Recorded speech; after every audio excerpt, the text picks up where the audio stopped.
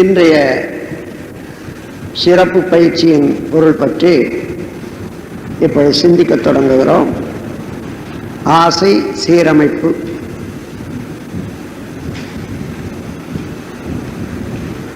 ஆசையை பற்றி விவரிக்காத நூல்களே இல்லை என்று கூறலாம். பல்வேறு விதமாக ஆசையை பற்றி கூறுகின்றார்கள். ஆனால் பொதுவாக ஆசை கெட்டது, அதை அழித்து விட வேண்டும், ஒழித்து விட வேண்டும் என்று. ஆனால் இயற்கைக்கு முரணான எண்ணம் ஆசையை அழித்து விடுவது, ஒழித்து விடுவது. ஆசை என்பதே உடலும் உயிரும் இயங்கும் போது உடலிலே ஏற்படக்கூடிய உணர்ச்சிகளுக்கு அதே ஆசை. எந்த பொருளை கொண்டு, எந்த செயலை கொண்டு அந்த உணர்ச்சிகளை சமப்படுத்திக் கொள்ளலாம் என்று பொருட்களை தாவி நிற்பதே ஆசைதானே. உயிரோடு மனிதன் வாழ்ந்து கொண்டிருக்கிறான் என்பதற்கு ருசு ஆசைதான். ஆக ஆசையை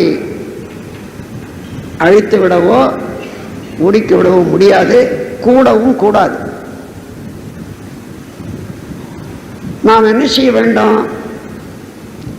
ஆசையை பேராசையாக மாறாது பார்த்துக்கொள்ளணும்.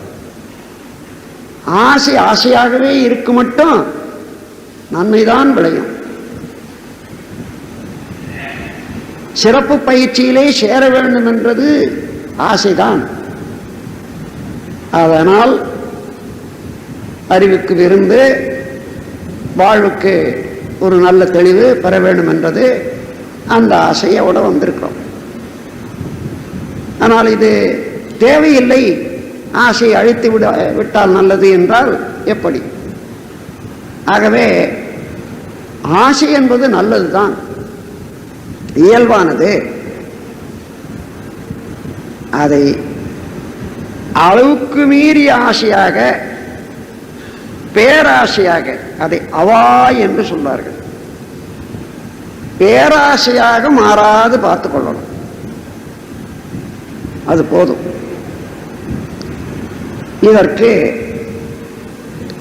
உறவு துறவு என்று இரண்டு வகையில இதுவரையில வந்த பெரியார்கள் பேசியிருக்கின்றார்கள். உறவு என்பது பற்று என்றும், அந்த பற்றை விட்டு வாழ்வது துறவு என்று சொல்வார்கள். உறவில்லாத வாழ முடியுமா? முடியாது. ஏனென்றால் உடலும் உயிரும் இருக்கிற வரையில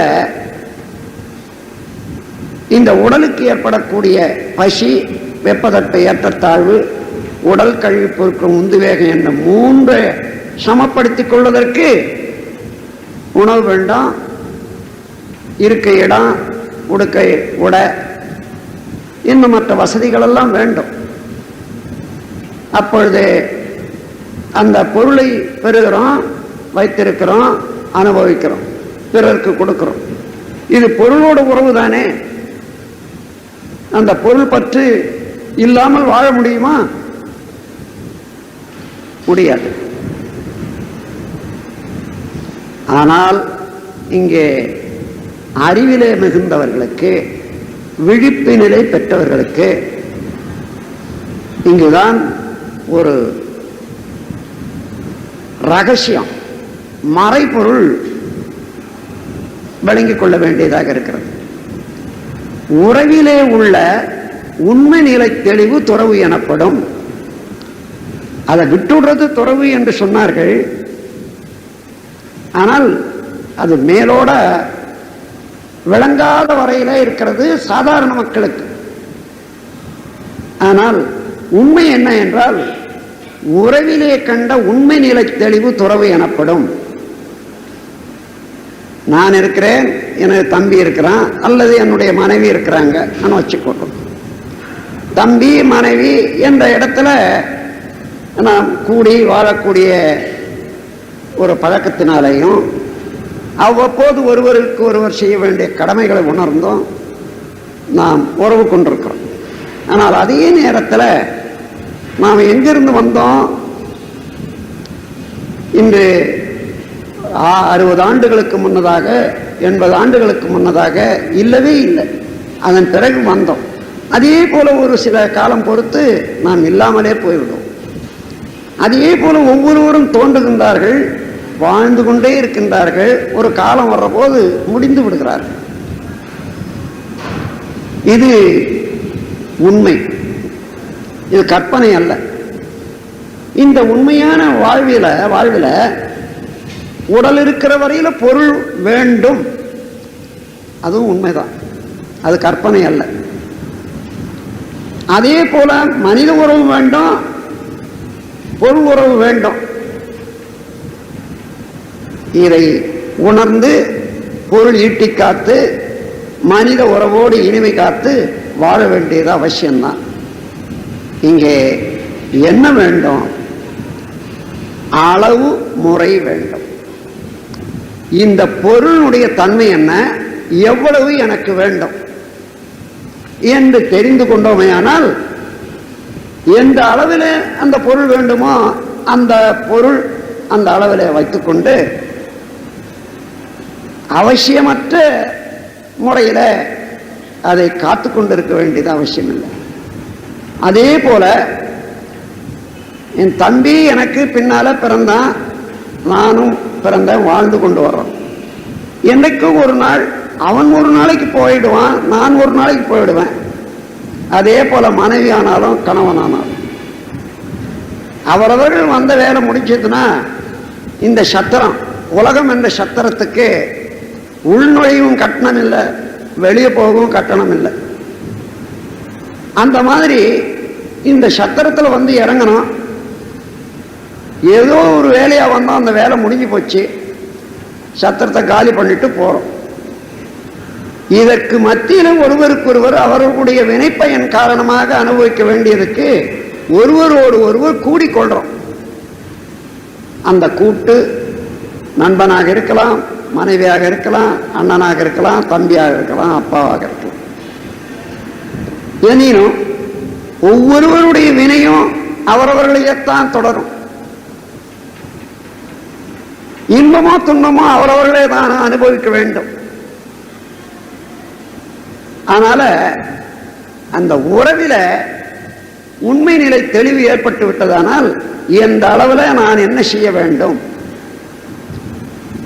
என்று அளவு முறை கண்டுவிட்டால் அந்த உறவிலேயே நம்ம ஆழ்த்தி கொள்ளாம இருப்போம்.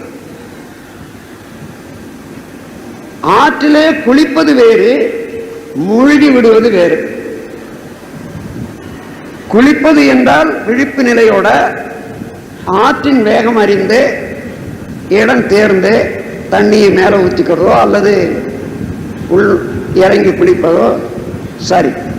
ஆனால் விழிப்பு நிலையற்று ஓடுற தண்ணீரை நாம் உள்ளே புகுந்து விட்டால் என்ன ஆகும்?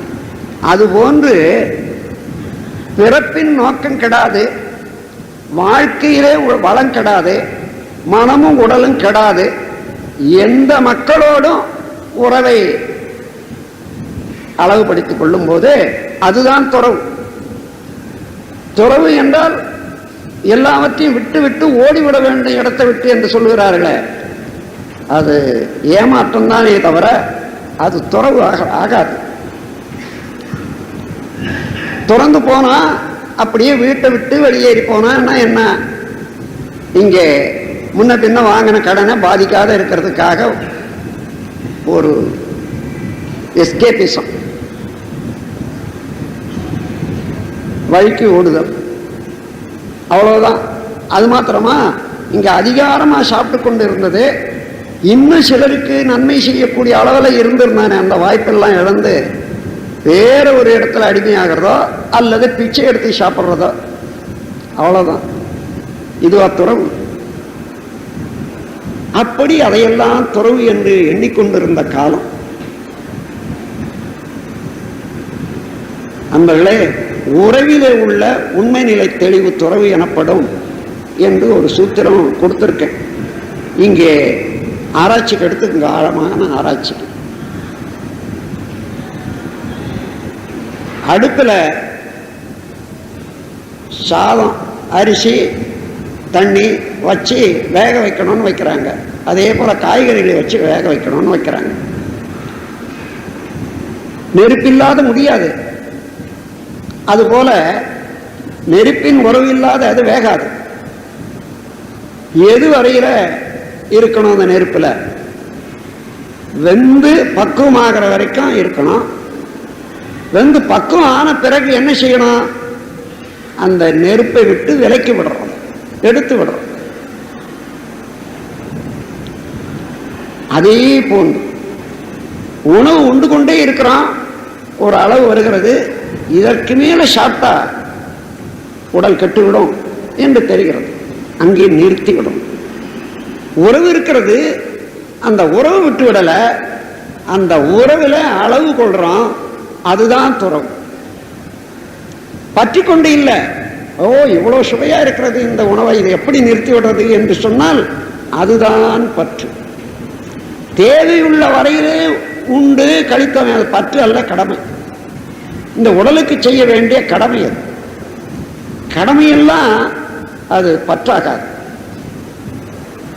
ஆகையினால அந்த கடமையை மனதிலே கொண்டு, அல்லது நிலைமையை இன்னும் கொஞ்ச நேரம் அதை அடுப்பிலேயே வச்சு வச்சா என்ன ஆகும்? அடி காஞ்சி விடும். அதனால அங்கே எடுத்து விடும். இது போன்று நீங்கள் நன்றாக கவனித்தீர்களேயானால், எங்கே எங்கே அளவுக்கு அதிகமாக உறவு, நாம் மயங்கிய நிலையில உறவு கொள்கிறோமோ அங்கெல்லாம் ஒரு சிறிது பிரிவு வந்தாலும் கூட ஆற்றாமை வந்து விடுகிறது. என்னுடைய வாழ்க்கையில எத்தனையோ பேரை சந்தித்திருக்கிறேன். குடும்பத்தவர்கள் ஒரு குழந்தை இழந்த காலத்தில் அவர்கள் மன துடிப்பு, வருத்தம் எந்த அளவில் இருக்கிறது என்று சொல்லவே முடியவில்லை. பிரிவாற்றாமை என்பது மனிதனுக்கு இயல்பு. காரணம், இந்த உடலிலே இருந்து உற்பத்தியாகி அது தன்னுடைய ஆற்றலை கொண்டு வளர்த்த ஒரு குழந்தை திடீரென மறைந்து விட்டால் அந்த பிரிவாற்றாமை இருக்கும் தான். ஆனால் அதற்கு மேலாக ஒரு உண்மை இருக்கிறது. குழந்தைகள் மரணத்திலே ஒரு பெரிய உண்மை மறைந்திருக்கிறது. இவர்களுடைய வினைத்தொடர் ஒன்று இருக்கிறது. அந்த வினை கழிய வேண்டும். ஒரு குழந்தையாக உருவாகி அவர்கள் உடலிலே இருந்து உற்பத்தியாகி விட்டது. சில வினைகள் நோயாக உடலிலே உற்பத்தியாகும், அது துன்பத்தை தரும். அதன் பிறகு நோய் தீரும், அல்லது ஆளே தீர்ந்து விடுவாங்க. சில வினைகள் இவ்வாறு வினையின் தொடராக ஒரு குழந்தையாக வரும், வளரும். இன்னும் வாழும்போது பிற்காலத்துக்கு நன்மையை செய்து தன்னுடைய முதுமை காலத்தில் உள்ள ஒரு குறைபாடு இல்லாமல் பார்த்து கொள்ளவும் செய்யும். ஆனால் சிலது மத்தியிலேயே போய்விடுகிறது என்று சொன்னால் 12 ஆண்டுகள் வரையில அந்த ஒரு குழந்தைக்கு தனி வினை பயன் என்பது இருப்பதற்கு இல்லை.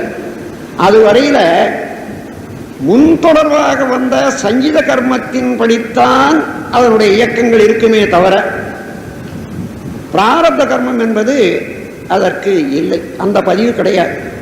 அதை தொடர்ந்துதான் ஓடிக்கொண்டிருக்கும்.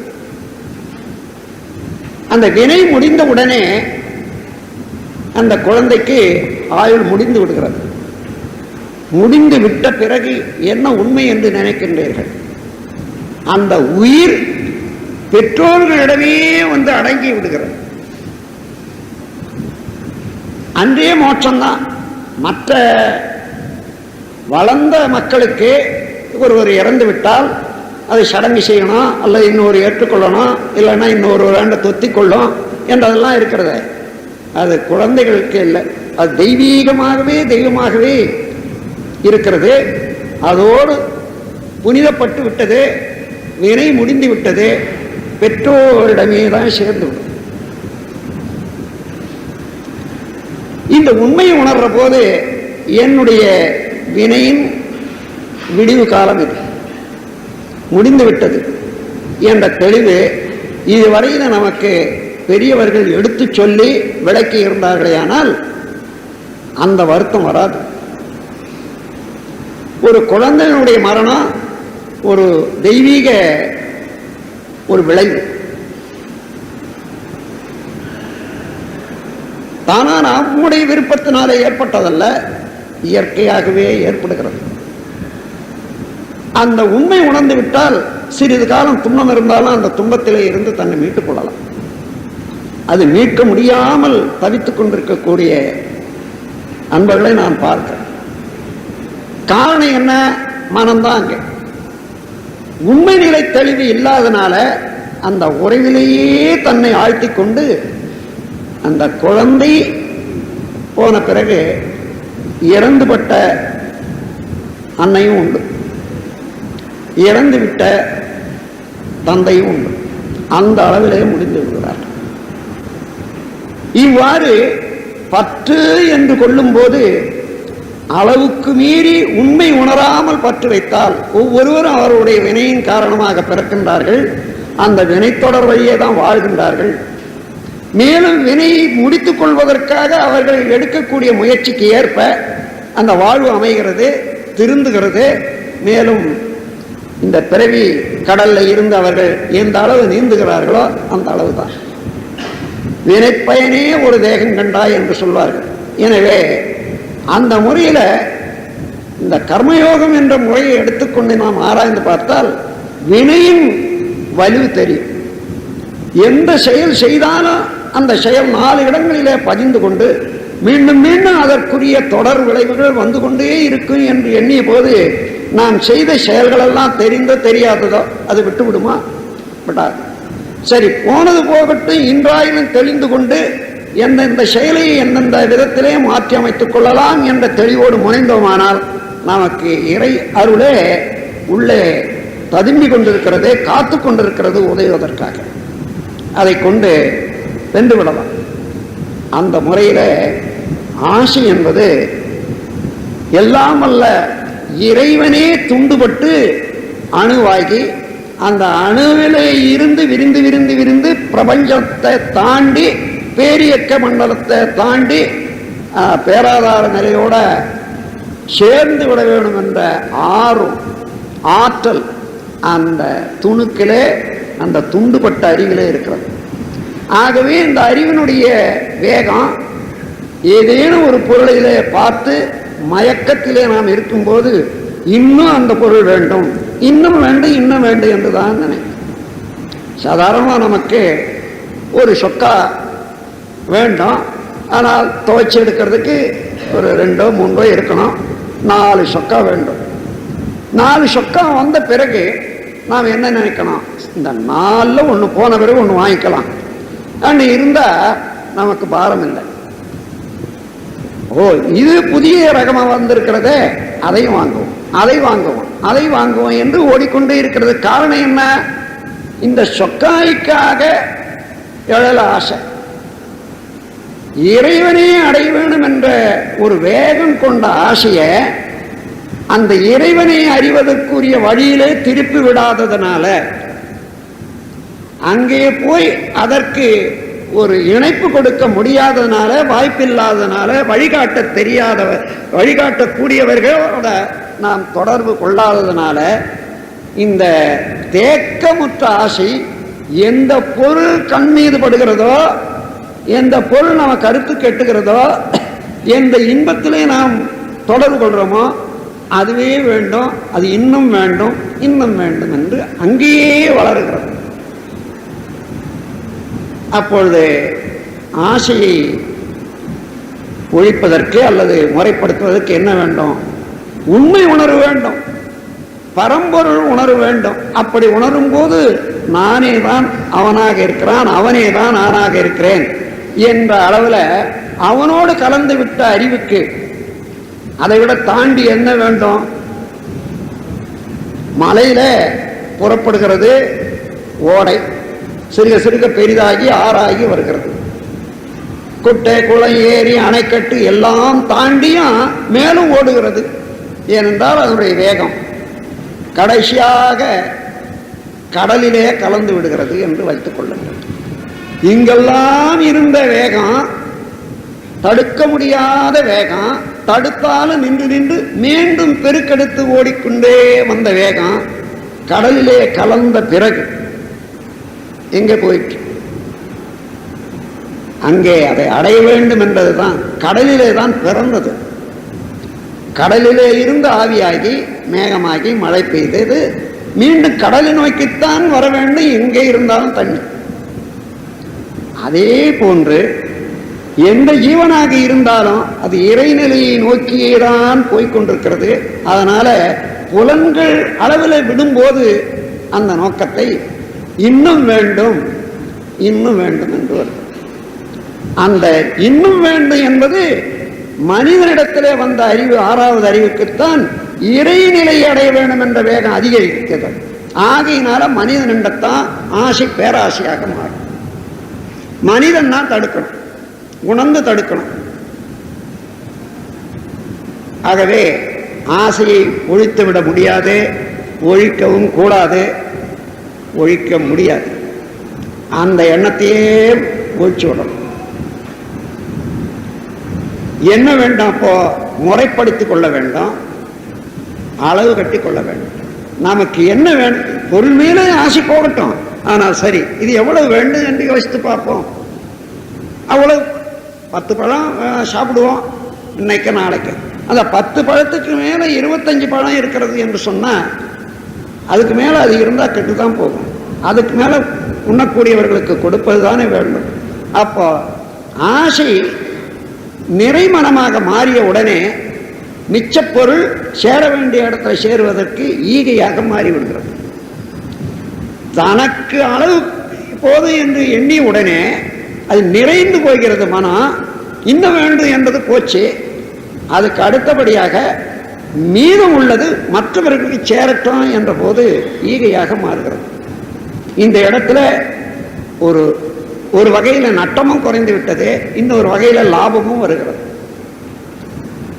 அந்த முறையில் நம்முடைய ஆசையை ஒழுங்குபடுத்த வேண்டியதுதான் அவசியம். அது எப்படி ஆசையை அடக்க முடியும், ஒழுங்குபடுத்த முடியும் என்று மலைக்கவே வேண்டாம். நம்முடைய மனம் இருக்கிறதே புலன் வழியிலேயும் இயங்கும், பொருளை நோக்கி விண்வழியிலேயே இயங்கும், பிரபஞ்சம் முழுவதிலும் கலந்து நின்று மெய் வழியிலேயே இயங்கும். எல்லாம் வல்ல முழுமுதற் பொருளே எல்லாமாக இருக்கிறான். எல்லா இடத்திலையும் அவனே அறிவாக இருக்கிறான். அந்த இடத்துல நானும் இப்படி இருக்கிறேன். எனக்கு வேண்டியது எல்லாம் கிடைத்துக் கொண்டிருக்கிறது.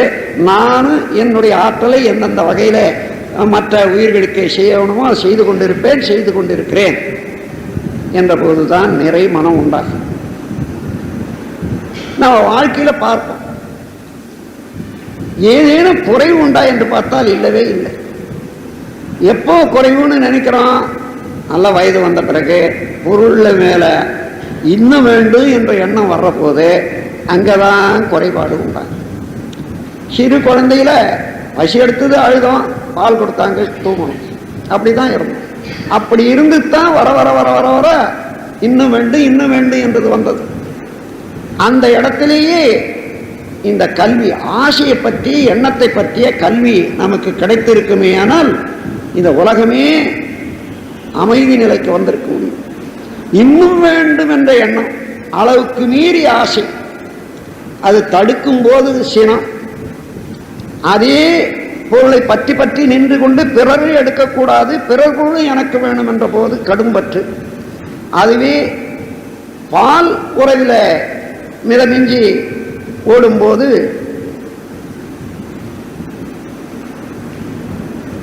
கவர்ச்சி, பால் கவர்ச்சி, முறையற்ற பால் கவர்ச்சி.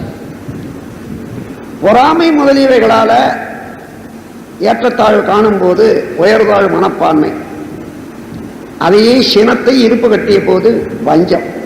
அப்போ இந்த 6 குணங்களும் கூட ஆசை அமைக்காததுனால, ஆசையை அளவு கட்டாததுனால அது மீறி திசை மாறி எழுந்த மற்ற 5ம் மொத்தம் சேர்த்து 6 குணங்கள் என்று சொல்றோம். அதனால ஆசையை சீரமைத்துக் கொண்டோம், நிறை மனம் வந்து விட்டது என்று வைத்துக் கொள்ளுங்கள். நிறை மனம் வந்தால் அவர் ஏதோ சொல்றாரு, சினை எழாது. அவர் எதுக்கு சொல்றாரு, என்ன சொல்றாரு, தப்பு தப்பு என்று சொல்ற போது அவருக்கு அறிவு குறைவு என்று நமக்கு தெரிய போச்சு. அவருடைய அறிவு குறைவுக்கு நான் கோவப்பட்டு என்ன பிரயோஜனம்? அது அவ்வளவுதான். அதற்கு அந்த அறிவு குறைவை சரிப்படுத்துறதுக்கு என்னால் என்ன முடியுமா, முடிஞ்சா செய்வோம், இல்லைன்னா இல்லை என்ற போது சினமும் இல்லை. அதே போல கடும்பற்றும் இல்லை, உயர்தாழ் மனப்பான்மை, வஞ்சம் எதுவுமே இல்லை. ஆசை மாத்திரம் நிறைமனமாக மாற்றிவிட்டமான. அப்படி நிறைமனமாக மாற்றுவதற்கு இந்த ஆசை எப்படி எழுதுன்னு பாருங்க. அது விட்டு விட்டதுனால எந்த நேரம் ஒரு குடும்பத்தில் நாம் 5 பேர் 10 பேர் இருக்கக்கூடிய குடும்பத்தில் ஒவ்வொருவருடைய செயல் அல்லது பொருள் ஆற்றல் நமக்கே வரணும்னு விரும்புகிறோம். ஆனால் நமக்கு தெரியல. இப்போ நான் எடுத்து காட்டுறேன். என் பையன் இரவு பகலா படித்து 90 மார்க் வாங்கணும். என்ன அவனுடைய ஆற்றல் இவன் எண்ணம்படி நடக்கணும் என்ற. அதே போல என்னுடைய கணவர் நான் சொல்றபடி என்றபடி தான் செய்யணும், அதுக்கு மேல அவர் செய்ய முடியாது. அதே போல என்னுடைய மனைவி நான் சொல்றபடி என்றபடி தான் செய்யணும் என்று சொன்னா என்ன, அவர்களுடைய ஒரு ஆற்றலை தானே கைப்பற்றி நிற்கணும் என்ற ஆசை இங்க இருக்கிறது. சரியா பார்த்தீங்கன்னா ஒவ்வொருவரும் இப்படி இப்படி நடக்கணும் எதிர்பார்க்கிறோமே, அந்த எதிர்பார்ப்பதெல்லாமே பேராசை தான். எதிர்பாராமலே நீங்க செய்ய வேண்டியதை செய்து கொண்டே இருந்தால் கிடைக்க வேண்டியது கிடைத்துக் கொண்டுதானே இருக்கும். அதை தெரிந்து கொள்வது தான் அமைதி, அறிவு. அந்த அறிவை இங்கே முறைப்படுத்தி கொண்டோமையானால் அது ஆசையாக மாறாது, பேராசையாக மாறாது. ஆசை இருக்க வேண்டியதுதான். இச்சை என்பது இயற்கை. அந்த இச்சையை வளர விடுவது, அளவுக்கு மேல வளர விடுவதுதான் நமக்கு துன்பத்தை தருவதாகும்.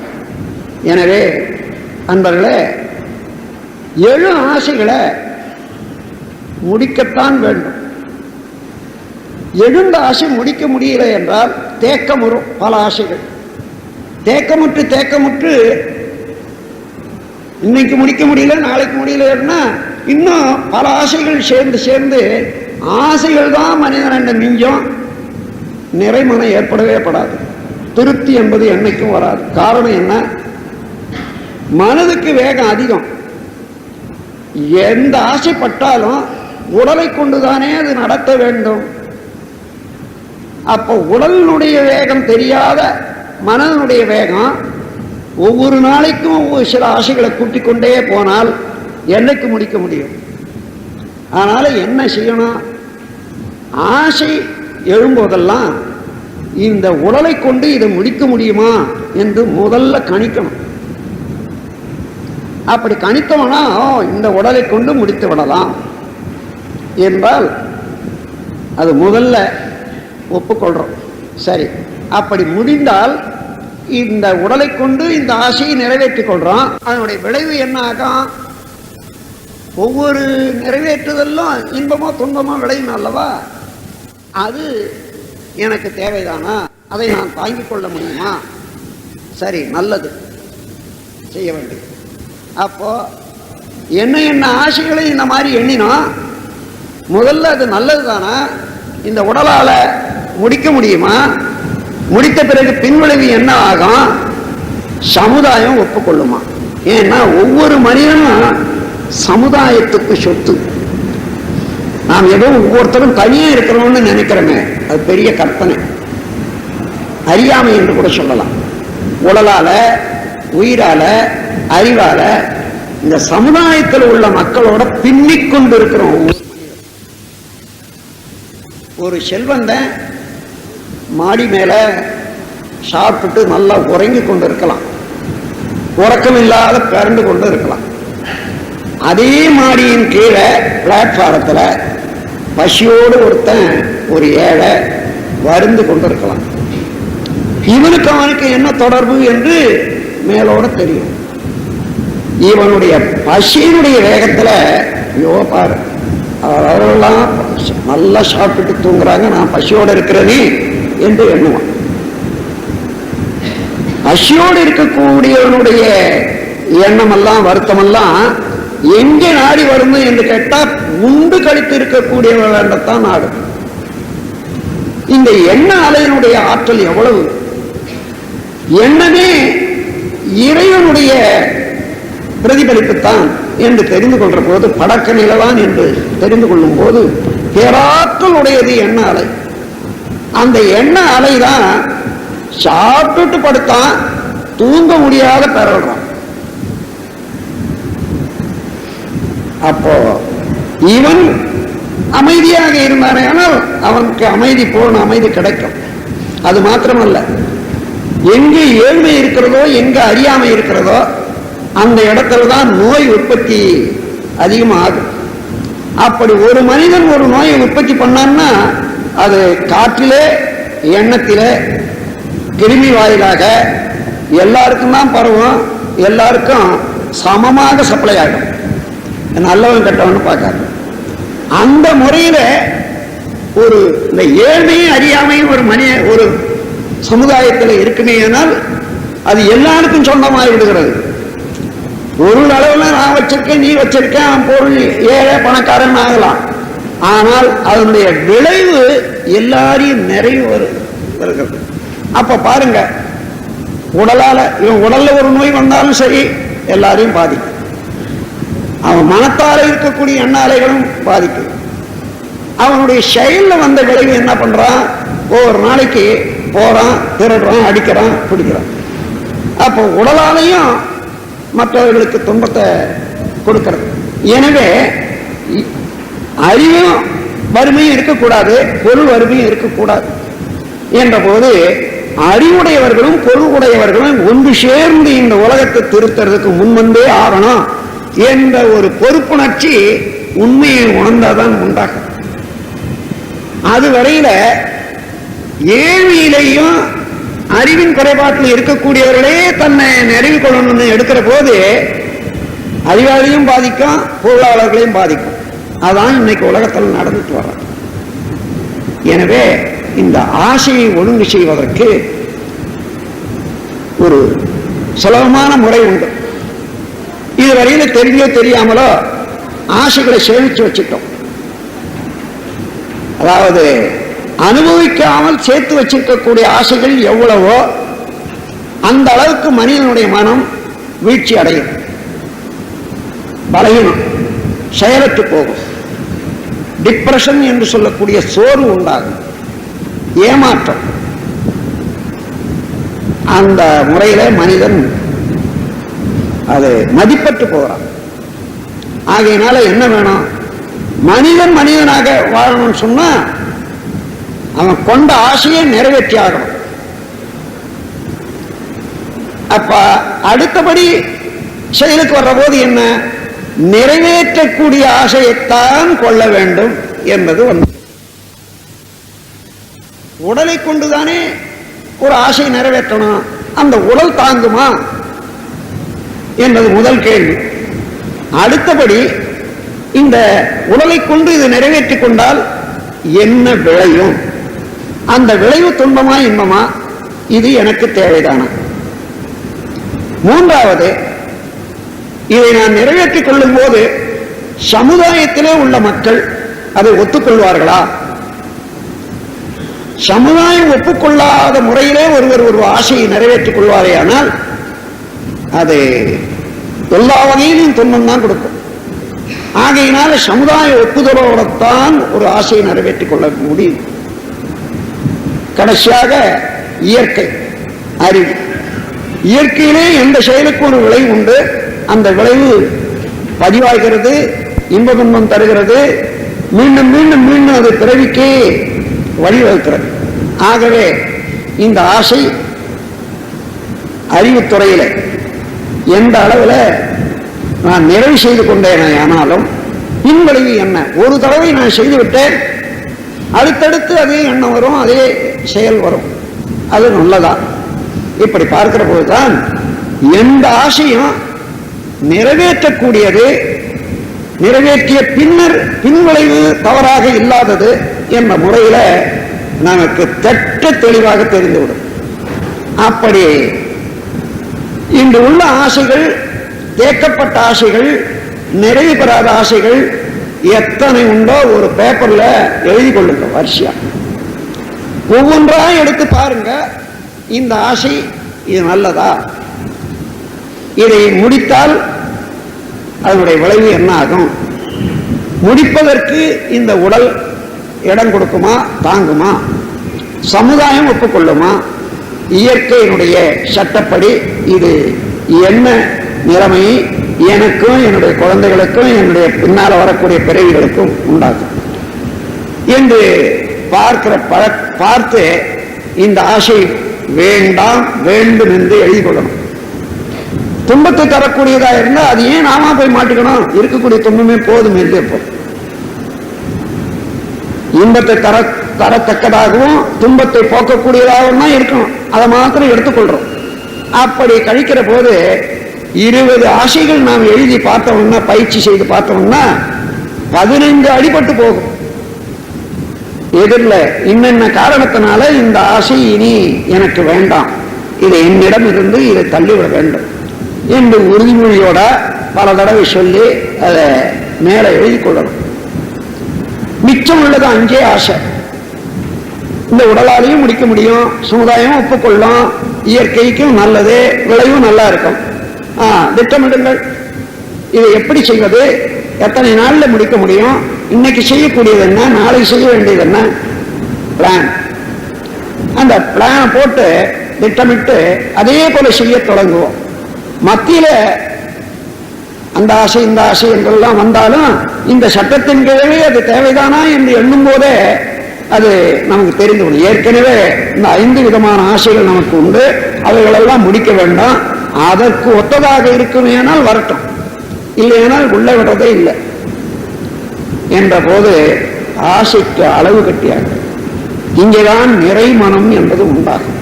அந்த நிறைமனம் உண்டானால்தான் இறைநிலை என்பது மனிதனுக்கு புலப்படும். அப்படி இல்லை, நிறைமனம் உண்டாகவில்லை என்றால் அது வரையில இறைநிலையும் தோன்றவே தோன்றார். இதற்காக ஒரு கதை சொல்வாங்க. ஒரு அறிஞர், அறிவாளி, சிந்தனையாளன் இறைநிலை உணர வேண்டும் என்ற ஒரு பேரார்வத்தோடு பல சன்னியாசிகள், பல ஞானியர்கள் என்ன போனான். யாரும் எதோ சொன்னாங்க, அவனுக்கு போதிய அளவுக்கு திருப்தி இல்லை. கடைசியா ஒரு 2 வந்தான். ஐயா, நான் இறைவனை அறிய வேண்டும், அடைய வேண்டும். அடையப்பா, அது சுலபமாச்சே, ஏன் எவ்வளவு கஷ்டம்? இல்லை இல்லை, நான் எவ்வளோ நாளா தேடிக்கிட்டு இருக்கேன், ஒன்றும் இல்லை, அது ரொம்ப சுலபம் சொன்னார். ஆனா அதற்குரிய வழியே நீ நடந்து போகணும். சரி, எவ்வளவு தொலைவு இருக்கும் எனக்கும் இறைவனுக்கும், எப்படி நடக்கணும்னு சொல்றீங்களா? சொல்றேன். அவர் ஒரு பேப்பர் துண்டு எடுத்து கொடுத்து, ஒரு பென்சிலை எடுத்து கொடுத்து, உன்னுடைய நிறைவேறாத ஆசைகள் எத்தனை என்று எழுதுன்னு சொன்னாராம். இவர் போட்டாரு ஒரு 25, ஒண்ணு. அப்பா, உனக்கு இறைவனுக்கு உள்ள தூரம் இவ்வளவுதான், இதை கடந்து விட்டால் இறைவன் உன்னோட. அப்படியா? இது ஒவ்வொன்று முடிக்கிறதுக்கு எத்தனை ஜென்மம் எடுக்கலாம்? அது கூட வேண்டியதில்லை, இப்பவே இது முடியாது, இது தேவையில்லைன்னு அறுத்து எரிந்து விடலாம் என்று சொன்னார். அதுபோல இந்த ஆசையை பற்றி தெரிந்து கொள்ள அந்த ஆசையை முறைப்படுத்திட்டோம்னா நேரடியா இறைவனும். நாம் இறைவனை தேடிக்கொண்டே போகும்போது கூட, இறைவா எனக்கு 5 டிக்கெட் வாங்கியிருக்க, லாட்டரி டிக்கெட்டு, அதில் 1,000 அடிக்க பாரு, அன்னதான் வியாபாரம் பேசணும். இந்த மனநிலையெல்லாம் தெரிந்த பெரியார்கள் ஈசனோடாயினும் ஆசை விடுமங்கள் என்று சொல்றாங்க. ஈசனே போய் நேரடியாக கேட்டா கூட சரி, எனக்கு அது வேணும் இது வேணும்னு கேட்கிற வேலை உனக்கு வேண்டாம். ஈசனோடாயினும் ஆசை விடுமங்கள். ஈசனை பெறுவதற்கு ஆசை விடுன்னு சொல்லல. அது மாதிரி சிலர் நினைக்கிறாங்க. அது ஒண்ணுதானே வேண்டும், அதான பிறவினுடைய நோக்கமே. ஈசனை அடைய வேண்டும் என்றதான் பிறவினுடைய நோக்கமே. அதை விட்டுட்டா என்ன, அதை விட வேண்டியதில்லை. அங்கே போய் கூட அங்க நின்று கொண்டு ஈசனை நினைந்து கொண்டு அப்பா எனக்கு இது வேண்டும் அது வேணும்னு கேட்கிறிய, அது வேண்டான்றாங்க. ஆகவே அந்த முறையில நல்ல ஆசையெல்லாம் பெருக்கிக் கொண்டே இருப்போம், வைத்துக்கொண்டே இருப்போம், முறைப்படுத்திக் கொள்வோம். நல்ல முறையில அதெல்லாம் செயலாக்கி அனுபவிப்போம். இதைத்தான் சித்தர்கள் சொல்லுகின்றார்கள் மகிழ்போகம் என்ற வார்த்தையினால. இன்பத்தையே இன்பமாக அனுபவிக்க வேண்டுமானால் அளவு முறை கண்டு, ஆசையினுடைய நிலை கண்டு, உறவு முறை கண்டு நீ அனுபவிச்சா எப்போதுமே இந்த 5 புலன்களாலேயே எல்லாவற்றையும் திருப்தியாக அனுபவிக்க முடியும் என்று விளக்கம் தான். ஆகவே அங்கே அறிவு முன்னே நிற்கிறது, புலன்கள் அல்ல.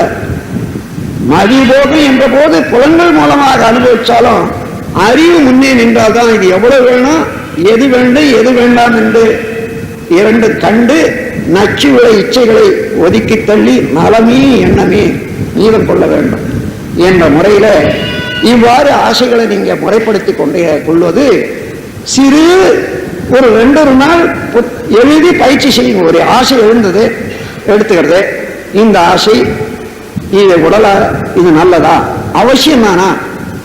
உதாரணமாக ஏற்கனவே 8 வீடு உங்களுக்கு இருக்கு, இன்னைக்கு பக்கத்து வீட்டுக்காரர் வித்துடுறான்னுட்டு அதையும் வாங்கலான்னு நினைக்கிறீங்க. இது அவசியம் தானே? எனக்காக 8 வீடு இருக்கு, இந்த 8க்கு மேல 9 எதுக்காக எண்ணும் போது தேவையே இல்லை. தேவையில்லாத போய் மாட்டிக்கிட்டு அவஸ்தைப்படுவாங்க. அதனால அங்கேயே ஒதுக்கி விடலாம். அதன் பிறகு சரி இப்ப அந்த ஆசையை என்னால முடிக்க முடியுமா? 2வது என் கையில் இருக்கக்கூடிய பணம் அதை கொண்டு என்னென்ன செய்யலாம், அதை நிர்வாகத்துல இந்த உடலால அதை நிர்வாகத்துல கொண்டு வர முடியுமா? ஏற்கனவே 5 தொழிற்சாலை இருக்குது, இன்னும் 2 தொழிற்சாலை வச்சா இந்த உடல் அங்கேயும் போகவும் வரவும் முடியுமா என்று பார்க்கிற போது அதாவது பணம் இருந்தாலும் உடலால செய்ய முடியாது. அதனால வேண்டாம். இந்த சமுதாயம் ஒத்துக்கொள்ளுமா அது பார்க்கிற போது எந்த தொழில்ல எந்த செயல்ல அல்லது எந்த ஆசையை முடிப்பதனால நமக்கும் பிறருக்கும் நன்மையும் அதுதான் சமுதாயம் ஒத்துக்கொள்ளக்கூடியது. சமுதாயம் ஒத்துக்கொள்ளாதது என்ன? சூதாட்டம், கோரப்பந்தயம், இப்படி இன்னொன்றை ஏற்படுத்தி கொண்டே போனோமானா அது பல குடும்பங்களை அழிக்கிறதுக்கு உள்ள ஆசை சமுதாயம் ஒப்புக்கொள்ளக்கூடிய ஆசை அல்ல, சபித்து கொண்டே இருக்கக்கூடிய ஒரு தொழில் தான். அம்மாதிரி தேர்ந்தெடுத்து நல்ல ஆசைகளை வைத்துக் கொள்வோம், தேவையில்லாத துன்பத்தை தரக்கூடிய ஆசைகளை அடித்து விடுவோம் உறுதிமொழியோடு. அதன் பிறகு பாருங்க மனம் எவ்வளவு லேசா இருக்கு. அந்த மாதிரி மனம் லேசா இருக்கணும், நிறைவு பெறணும், அமைதி பெறணும். அந்த அமைதியில எது வந்தாலும் நிறைவாகவே இருக்கும், சரியாகவே இருக்கும். இந்த முறையில மன அமைதியை பெற்றுவிட்டோமானால் மன அமைதியிலே தான் இறைநிலையை விளங்க முடியும். மன அமைதி இல்லையானால் இறைநிலை விளங்கவே, அதாவது அலைந்து கொண்டே இருக்கக்கூடிய தண்ணீர்ல கீழே இருக்கக்கூடிய பொருள் தெரியாது, வெயிலாக இருந்தாலும் கூட. நிறைத்த தண்ணீர்ல கீழே இருக்கக்கூடிய பொருள் ஒரு 10 அடி ஆழமா இருந்தாலும் கூட நன்றாக தெரியும். அதுபோன்று அறிவில தெளிவு வர வேண்டுமானால் ஆசையின் காரணமாக நாம் அலையவிடக்கூடாது. பேராசையாக ஆசை வேண்டியது என்பதை ஒப்புக்கொள்ளணும். அப்படி இல்லாம ஆசை விட்டுணுன்றத அதுவும் முரணானது. எனவே ஆசையினுடைய மதிப்பறிந்து நல்ல ஆசைகளை எல்லாம் வளர்த்துக்கொண்டு நாமும் நலம் பெறுவோம், மற்றவர்களுக்கு நலமளிப்போம் என்று கூறி இந்த உரையை முடிக்கிறேன். வாழ்க வளமுடன்.